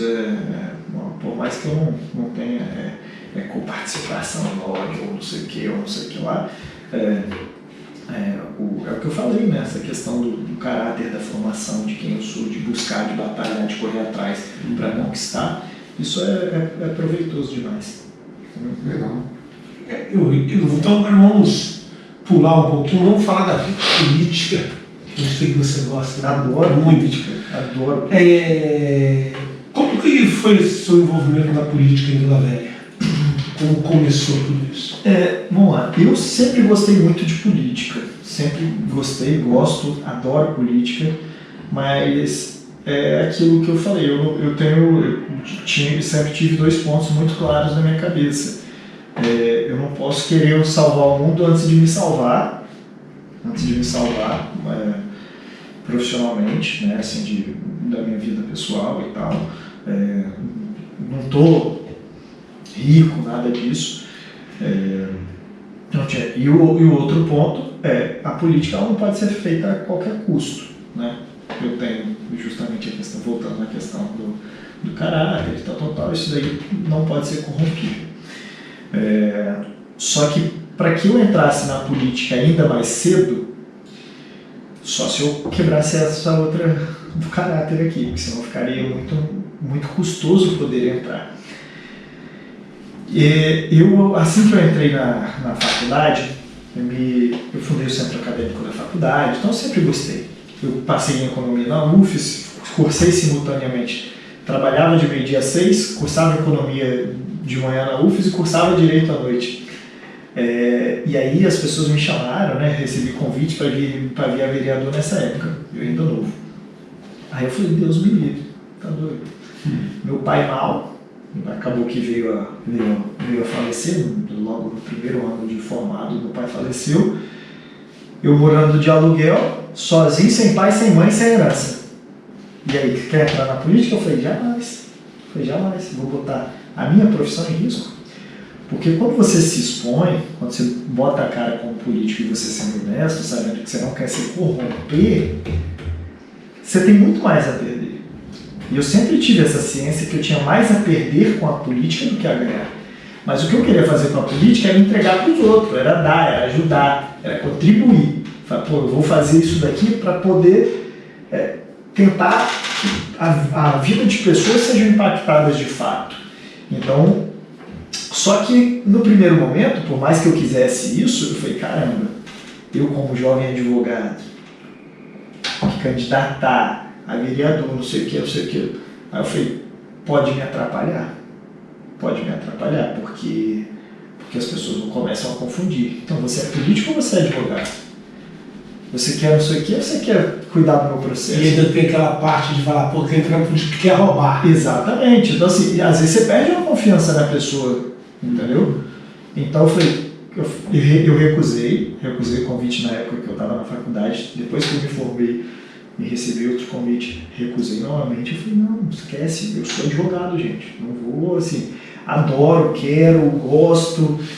Poxa, acho que, modéstia à parte, acho que realmente posso contribuir vendo o que eu vejo, vendo o que eu via, né, sobretudo. Acho que nossa Câmara melhorou um pouco, ainda tem muito a melhorar, mas a Câmara de Vila Velha já melhorou um pouco, a de Vitória melhorou bastante.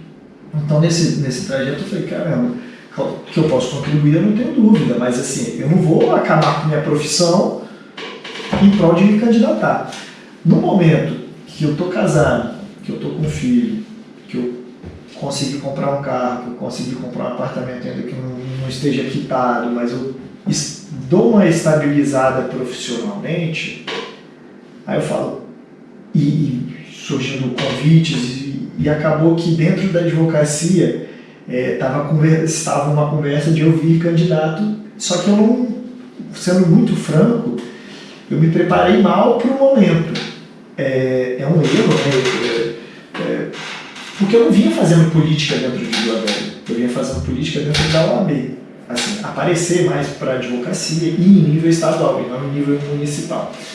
Mas como aquilo ganhou força, eu aceitei o convite para vir candidato.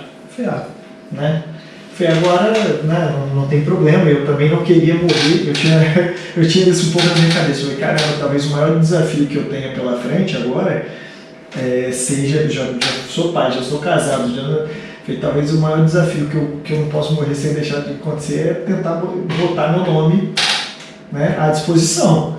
Porque se eu ganhar, tudo bem, eu vou conseguir, provavelmente, né, porque nem sempre a gente consegue, mas conseguir entregar aquilo que eu planejo. Se eu não ganhar, não tem problema nenhum, porque ao menos eu não me acovardei de uma situação, de uma decisão muito difícil, que é você colocar seu nome, sabendo que você tem sua honra a proteger. Aí eu falei, não, beleza, o que eu não posso é no meu leito de morte remoer uma dor. Caramba, Ícaro, você nunca colocou seu nome à disposição. Pô, Ícaro, você podia ajudar, eu não queria esse peso na minha consciência, então eu vim candidato, tive uma votação legal, mas acho que não é suficiente, né? Tive quase 1000 votos, mas me foi abertas as portas através disso, recebi alguns convites, alguns eu neguei, especificamente 2, 3 convites, né?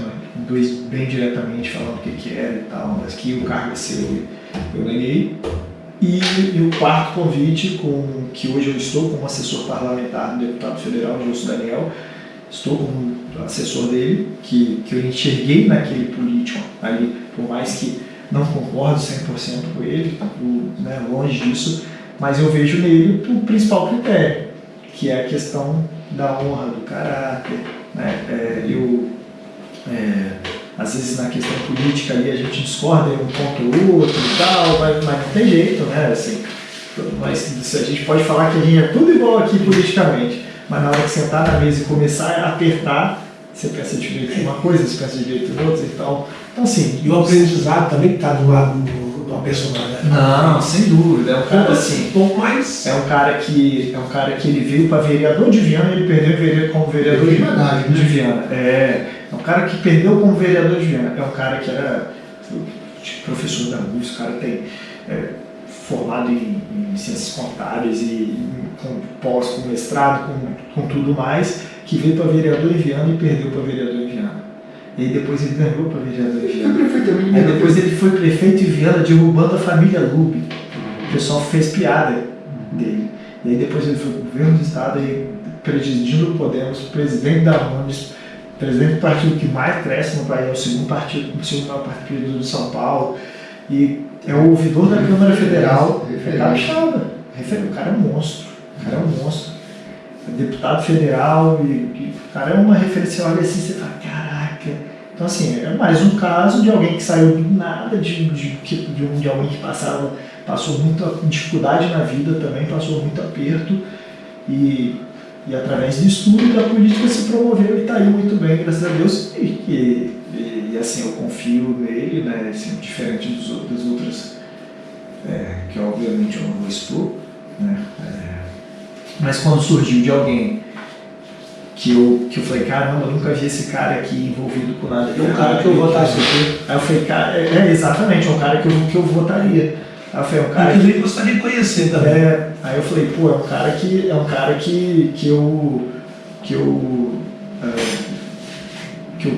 gosto, que eu admiro o presente e o passado do cara. Eu falei, então eu topo a proposta de estar junto. E aí eu fui lá com ele e estou aprendendo demais também. Trabalhei com algumas pessoas quando eu estava mexendo com um carro lá, moradores de Viana. Deus no céu. Não, esquece. Viana é um negócio de tudo. Hoje, com relação a 2024, né, que você tentou ser vereador, qual seria assim o erro que você cometeu, talvez, para não conseguir? É planejamento, vamos lá. Falar em erro é bem difícil, né? Porque eu vou estar sendo injusto comigo mesmo, aquele engenheiro de obra pronta. Talvez confiar em mais pessoas também? Também, mas não digo nem que foi isso não. Primeiro, para você fazer política você tem que ter uma campanha mais estruturada, né? Então assim, você precisa de um longo prazo um pouco maior. As pessoas elas se planejam e as pessoas botam muito dinheiro. 4 anos é pouco? Para se planejar? 4 anos é pouco? Não, 4 anos é um tempo bom. 4 anos é um tempo bom. Eu não fiz isso. Né? Eu não fiz esses 4 anos. Eu não fiz.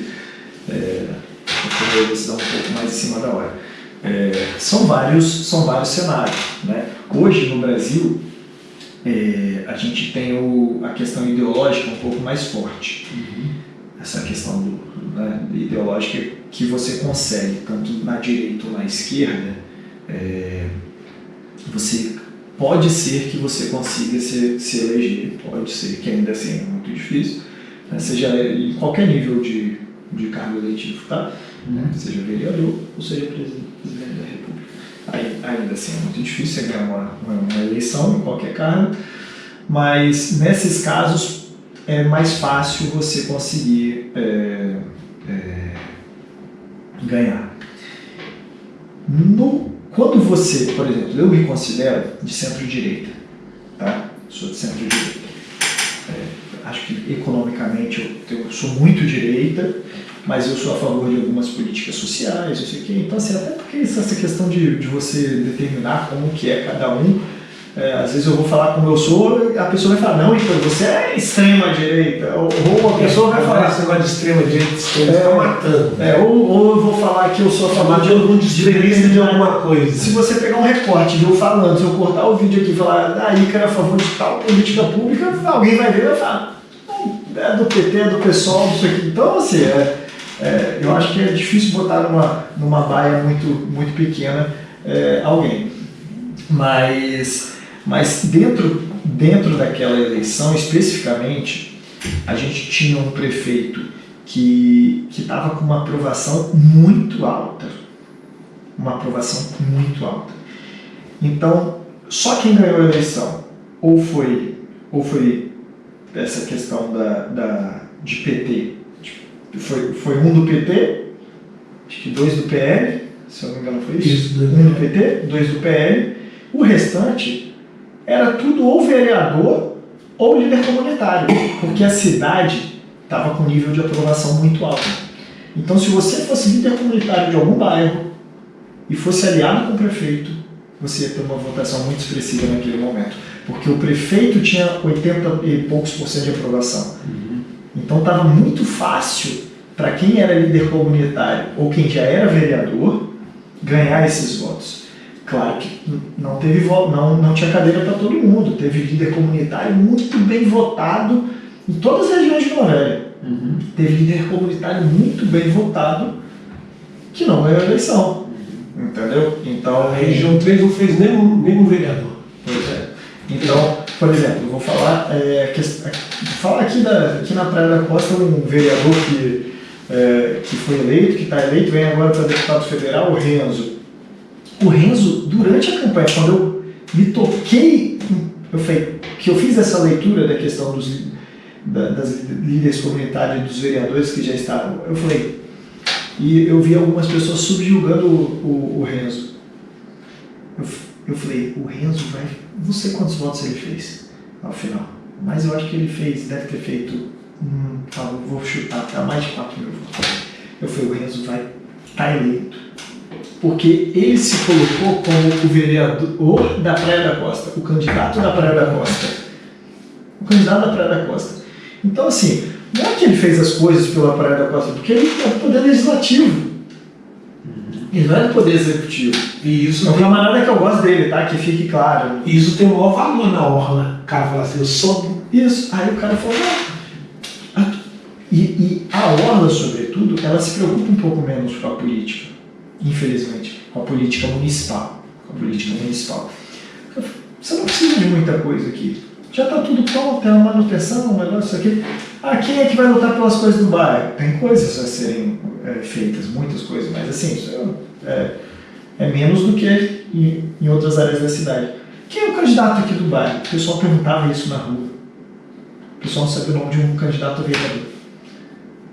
Então, eu falei, fulano de tal, qual é seu candidato? Beleza, deixa eu anotar aqui o número desse cidadão aqui. Então, assim, ele conseguiu, claro, ele trabalhou demais. Rodou, trabalhou, investiu, tinha equipe, já era vereador, fez muito trabalho. Mas o mero fato de você estar na máquina, de uma máquina aprovada, você consegue obter sucesso. E aí tive obviamente, outros erros, mas esse eu acho que o desafio de você tentar competir com uma cidade que está com uma aprovação de acima de 80%, o pessoal não quer mudar aquilo ali, né? Você quer botar ou o seu líder comunitário, ou o seu vereador que já está lá, e esse eu acho que foi o maior desafio. E na sua visão, assim, em termos de município, qual o desafio da política do município de Vila Velha e o que você acha que precisa melhorar na sua visão? Eu acho que de forma talvez mais imediata, trazer mais empresas para Vila Velha. Criação de um polo industrial. A gente tem uma zona rural em Vila Velha que ela é pouco produtiva, talvez quem escute se sinta incomodado com isso, quem é de lá, né, talvez se sinta incomodado, mas o fato é que é pouco produtiva para a posição geográfica que é Vila Velha, para o tamanho que é Vila Velha, para a história de Vila Velha, é muito pouco. Então hoje, a gente estava falando de Viana, tem um polo gigante, você tem um monte de empresa gigante, empresa nível mundial, tá tudo lá dentro de Viana. Se olha a Serra, idem. Vitória não tem como, mas Vitória tem ali, tem a Vale, né? Enfim, mas Vitória, a parte continental é pequena, o resto é uma ilha, então não tem como. Mas aqui a gente tem essa possibilidade. O número que eu tinha até então é que Vila Velha tem o pior PIB, a arrecadação per capita do estado. Então assim, você tem muita gente para atender com pouco dinheiro em caixa. O dinheiro ele não dá em árvore. Mas com essa rodovia que vão ligar até o porto, você não acha que melhora isso não? Pode ser que melhore, mas eu acho que a gente precisa de urgência, de políticas públicas para trazer essas empresas para Vila Velha. Viana, que Viana fez, né, ao longo de mais de década aí, Viana criou atrativos para essas empresas. Pode comprar um lote aí que eu vou passar asfalto, que eu vou te dar luz, que eu vou fazer isso, que eu vou fazer aquilo, que eu vou te dar desconto em imposto, que eu vou...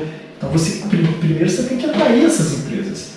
Vila Velha, eu sou suspeito para falar, Vila Velha é o melhor lugar do mundo. Graças a Deus eu tive o privilégio de viajar, conhecer outros lugares. Eu sou apaixonado por Vila Velha, para mim não tem lugar melhor para se viver. E aí se for puxar a sardinha para cá, a gente tem uma história magnífica, tem uma orla que para mim se eu falo da Praia da Costa, é a melhor praia urbana do mundo. Você vai dentro de uma grande cidade aí, você tem 3 shoppings em Vila Velha, você está aqui em Itapuã, você sai para 3 grandes shoppings com menos de 5 km, se você estiver dentro de Itapuã.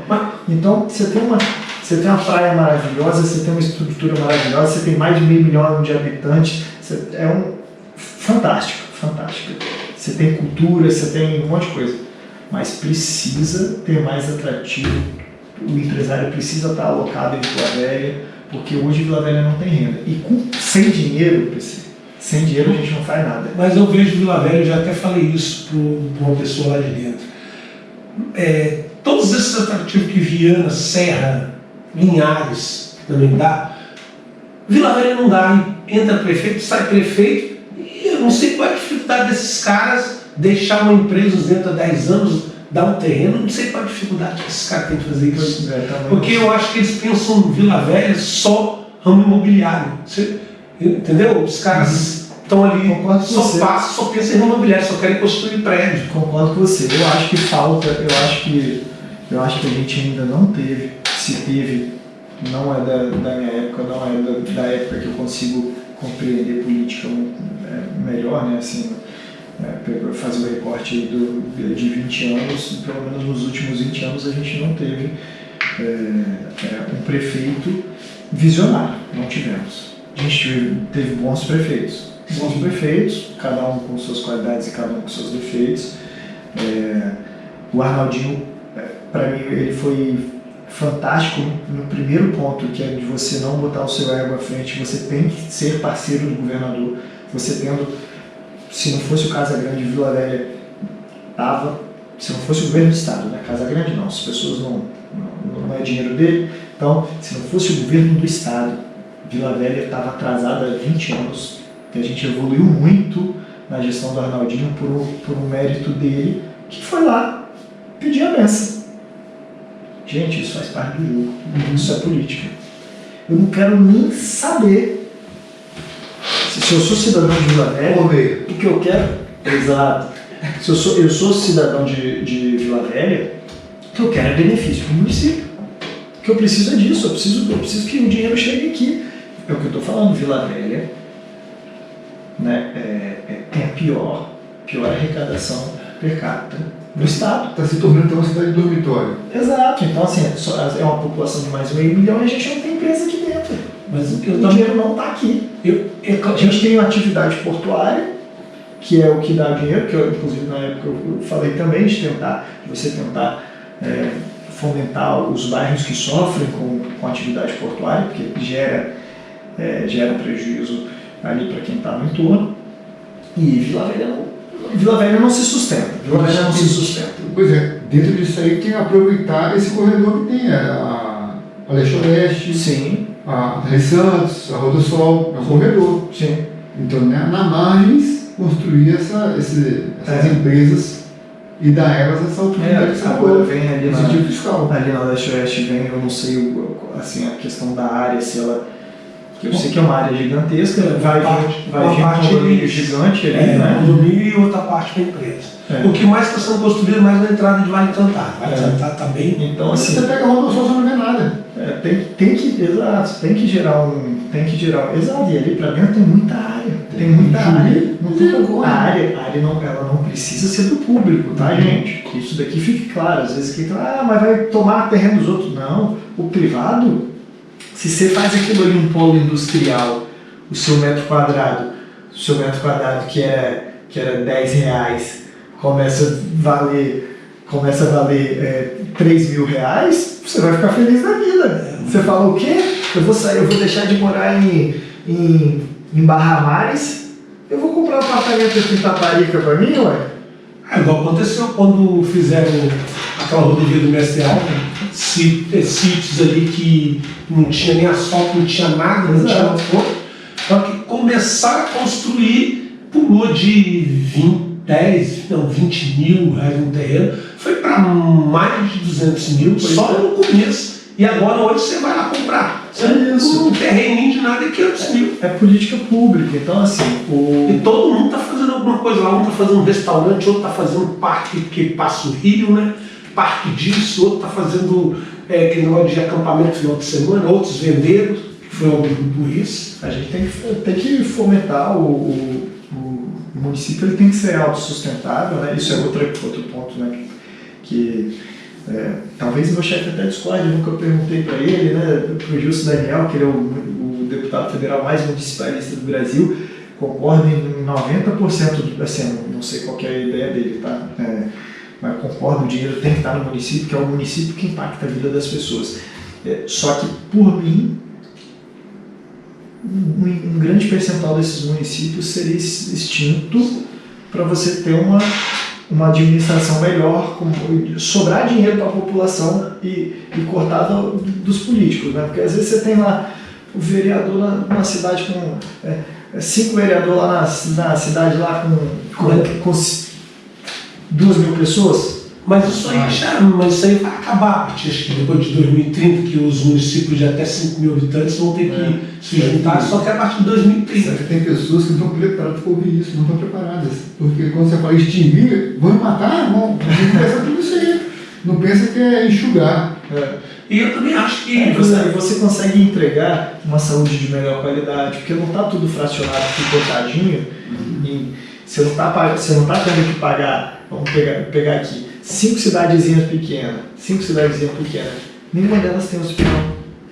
Aí você tem 5 prefeitos, umas dezenas de vereadores, não sei quantos secretários, não sei quantos funcionários, não sei o quê. Bota tudo em um só, bota um hospital de qualidade, colégio de qualidade, enfim. Mas é por isso que eu sempre falei, Câmara de Vila Velha, é igual você falou, O mudou. espaço que poderia, né, meter aí as empresas. Exato. Mas agora vai ficar mais difícil porque agora isso aí foi transformado num parque. Isso aqui é Mas você sabia que isso aí, eles queriam meter a prédio ali. Entendeu? Eu participei disso aí. Eles queriam Mas se você pegar aqui, ó, isso, essa área aqui, olha aqui, olha o tamanho da área, gente. Olha isso daqui, o que você bota de empresa aí. E tem mais pra cá também. Você pegar a área que conecta, que faz divisa com Viana lá atrás, você pegar a área que mais lá de trás, você vê aqui atrás, ou do lado de cá esquerdo não vai fazer mais. Olha isso daqui até aqui atrás, olha, você puxa isso daqui pra cá tudo, você tem meia dúzia de casas, só terreno, uma casa com terreno de 5 mil metros cada uma.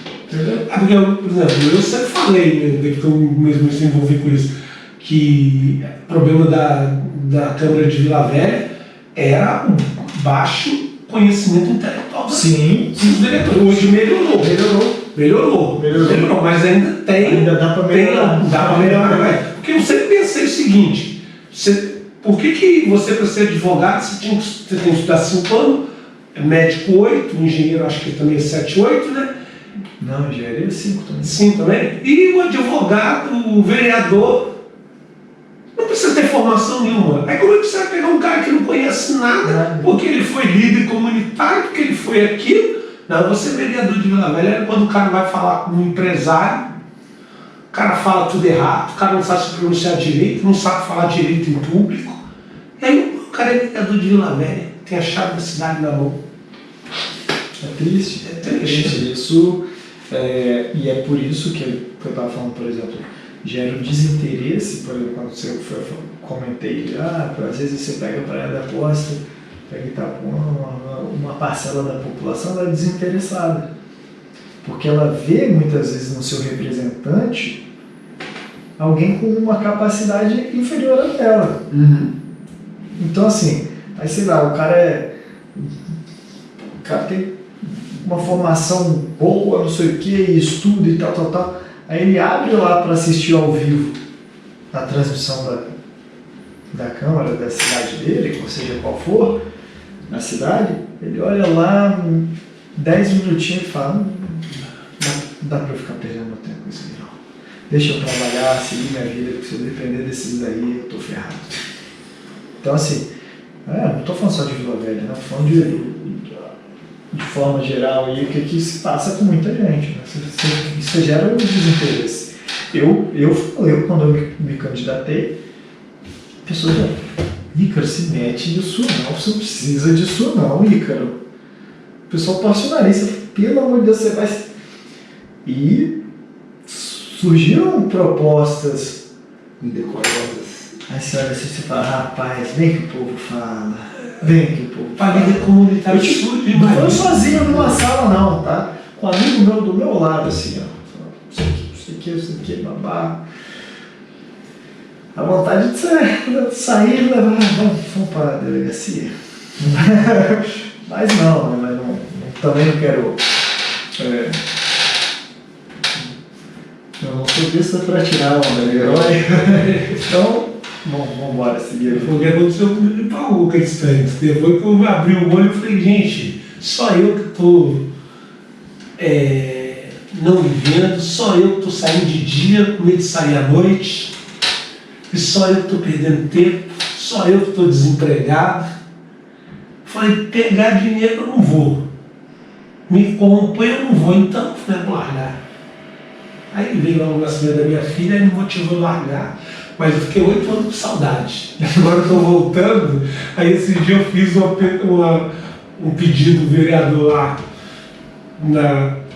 para asfalto da nossa rua, lá a rua onde ele morou. Aí botei lá na internet. Aí o negócio começou a explodir de novo. O pessoal, parabéns, isso aí, faz isso aí. Agora eu estou fazendo um outro pedido. E aí eu falei, agora tu começa a pegar gosto da coisa de novo.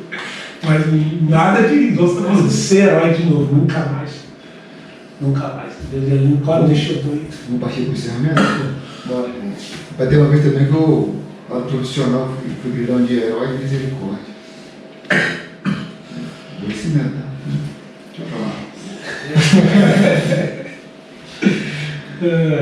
É um negócio que a gente não vendeu. Cara, eu tenho o seguinte, você pode fazer muita coisa dentro da política. Como você fez muita coisa com o PM, como eu fiz algumas coisas com o líder comunitário, não fiz mais porque não deixaram, porque eu tinha um inimigo dentro da prefeitura que atrapalhava tudo, falava que gostava de Paú e caretava tudo que era de Paú, ele jogava no lugar na gaveta. A gente só pode vender o caráter da gente, cara. É uma coisa bem maravilhosa que a gente tem. Como é que eu vou chegar? Minha filha tem 8 anos. Você tem um filho agora que tem o quê? 2 anos. Você tem filho agora tem neto. Como é que você vai ensinar alguma coisa? Você vai ensinar como pai, se você, por exemplo. Então, o que a gente mais leva de valioso é nosso caráter. Nosso caráter, nossa fé em Deus. Sim. O resto a gente conquista. Sim. Então vamos fazer um ping-pong com você. Hoje quem vai fazer é você que nos últimos ping-pong, hein? Vamos lá. Porque os últimos fui eu que fiz. Fechamento leve e inspirador. E ping-pong rápido. Bora. Uma lembrança inesquecível de Paú. Descendo de tábua. Descendo de tábua, sabão, escorregando a geladeira. É isso. Legal. Um valor inegociável na advocacia. Proteger o interesse do cliente. Primeira coisa é isso. O orgulho relacionado à família. É difícil, né? No ping-pong. Família é a base, né? Quem eu sou pode dar conta a esses aí, meus tios e minhas tias. Agora para o nosso futuro. Pai, agora para o nosso futuro político. Não, já é político já, né? Ou não? Não. Um agente político todos nós somos. Mas o futuro político eleito. Uma palavra para definir Vila Velha. Promissora. Também acho. Promissora. Legal. Agora a gente vai partir para as 2 mensagens finais. Eu vou chamar o Paulo César a pegar e te apertar. Aperta aí, Paulo César. A mensagem você poderia deixar para os jovens que querem crescer profissionalmente na profissão da advocacia e uma mensagem para a população de Vila Velha. Eu acho que para o jovem advogado, mas como não só para a advocacia, como todo mundo que quer algo, eu acho que com aquilo que eu comentei, que mais vale você tecer a rede na beira do rio para poder pegar o peixe do que você ficar rezando pelo peixe na beira do rio. Tem que lutar, tem que correr atrás, não adianta se queixar, todo mundo tem queixa das suas vidas, das suas dificuldades, todo mundo tem dificuldade na vida, todo mundo tem dificuldade na vida. O que aparenta não ter vai ser pior ainda, porque a ausência da dificuldade vai cobrar a conta mais cara ainda lá na frente. Então assim, dentro da dificuldade é trabalhar, é persistir, é não ter vergonha em excesso, pelo menos, né? É você botar a cara, correr atrás, se expor e com isso, às vezes vai vai receber uma pedrada ou outra coisa, mas se você arrumar pelo certo, correr atrás, o êxito é praticamente garantido. Você vai se dar bem, as coisas vão prosperar e vai dar tudo certo. E para a população de Vila Velha, eu acho que é mais é o que eu falo e o que eu penso para mim, né?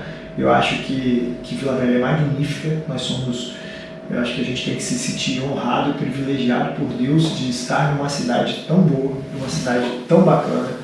Eu acho que nos últimos anos Vila Velha ainda teve uma melhora significativa, não à toa o mercado imobiliário deu um boom, isso você consegue notar, né?